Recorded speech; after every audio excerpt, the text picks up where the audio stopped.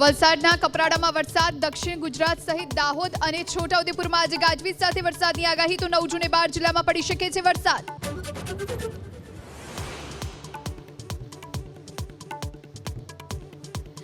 NDA 400 પાર થવાની જ્યોતિષાચાર્ય આશીષ રાવલ, રમેશ શુક્લા અને નીતિન ત્રિવેદીની ભવિષ્યવાણી. ઇન્ડિયા ગઠબંધનની 130 બેઠક મળવાનું આશીષ રાવલનું આકલન.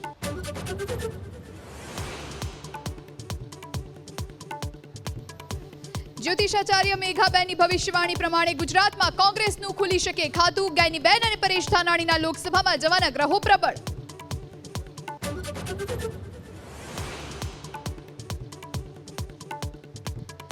લોકસભાની ચૂંટણીમાં મતદાનનો વર્લ્ડ રેકોર્ડ બન્યાનો મુખ્ય ચૂંટણી કમિશનરનો દાવો. 64 કરોડથી વધુ મતદારોએ મતાધિકારનો કર્યો ઉપયોગ.